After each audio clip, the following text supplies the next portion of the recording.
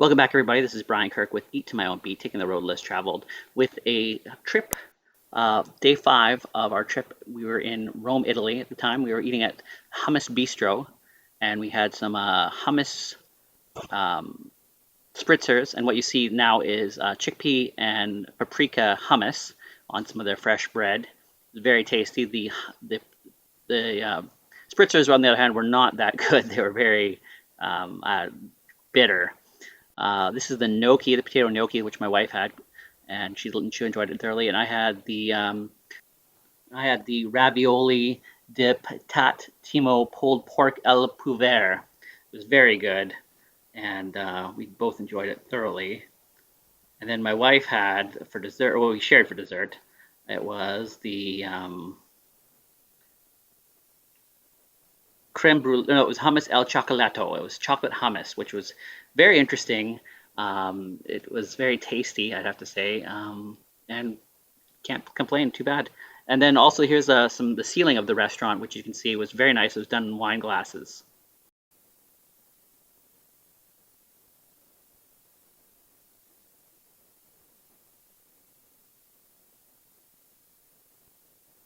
It's given a bad name, bad marketing. What? Corona. Oh. As we walk through the streets of Rome near the Colosseum, we notice that traffic and the roads themselves, they're cobbles. So it's not necessarily the most easiest to walk on, especially if you have weak ankles or tired feet. A lot of it is off balance, especially when you get in towards the Colosseum. There is quite a bit of uneven cobbles, as you can imagine, for places that have been around for over 2,000 years.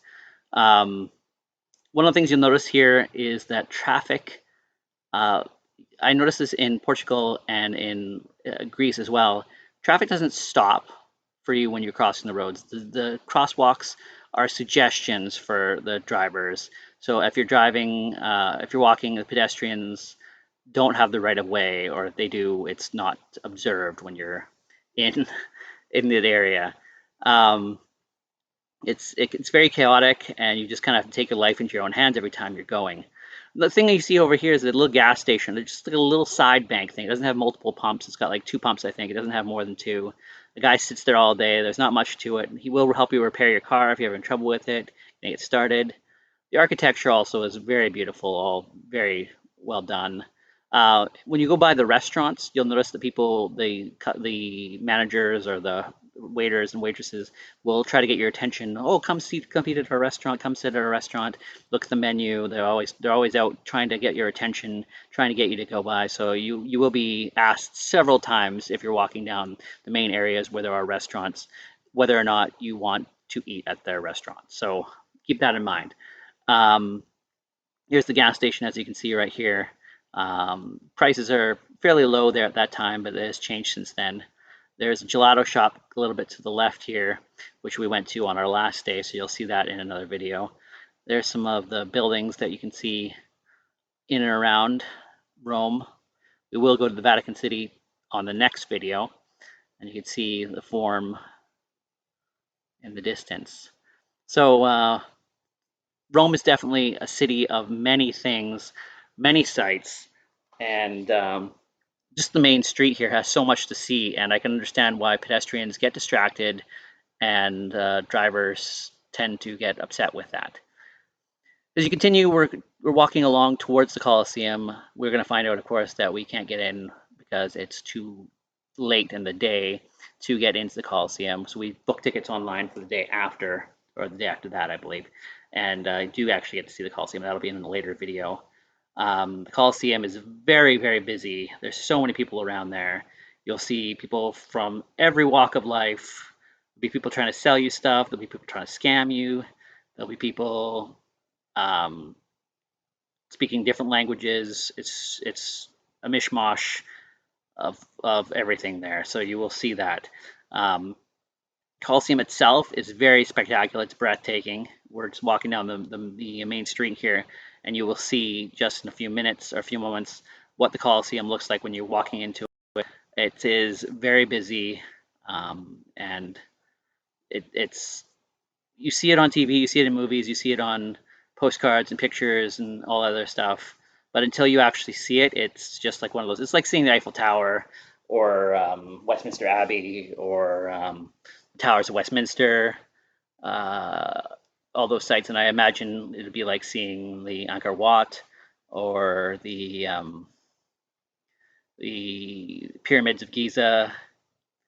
It's just one of those things. Once you see it, you just take that in, and you sit there and you think, wow, I'm in Rome. I'm seeing the Colosseum, and actually going up into it and being able to touch it.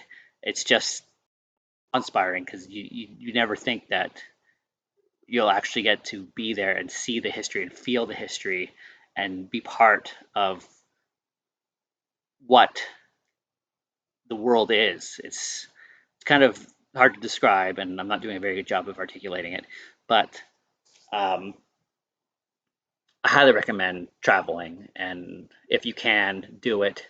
You can't, I feel bad because I think everyone should travel, and it makes us better people. We understand the world a lot better if we travel. We see the world through different landscapes, different eyes, and we walk a mile in that other culture's shoes for that time you're there, and it really makes us better people.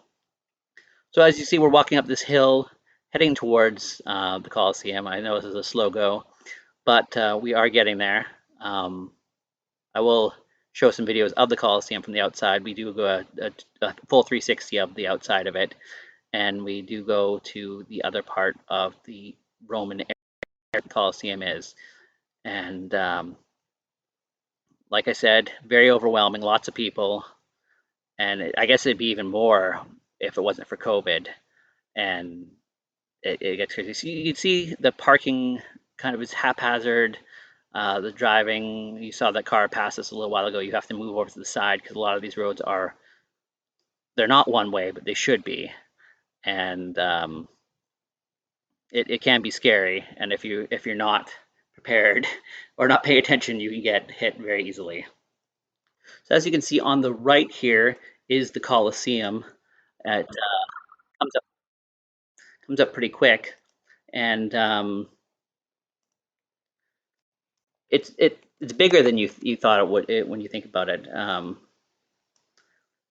It's been remodeled or been repaired over the years because of earthquakes and whatnot. So it has been structurally upgraded, and they just started recently allowing people into the arena, the bottom part of the arena, where the animals and the gladiators would be kept. And it's more expensive to get to that tour. It's like $100 a person right now, or 100 euros a person. But you do get to go underneath and walk through the pits and whatnot. But here, you can see, here's the Colosseum again, and it's like I said, it takes up the whole screen, and so you have to keep up for the video that we actually, I think it's day 7 that we go into the uh, Colosseum, and you will actually get to see inside of it. I'm going to stop talking for now. The videos for a while. We're going to have some music playing, and I'll talk to you a little bit at the end of the video.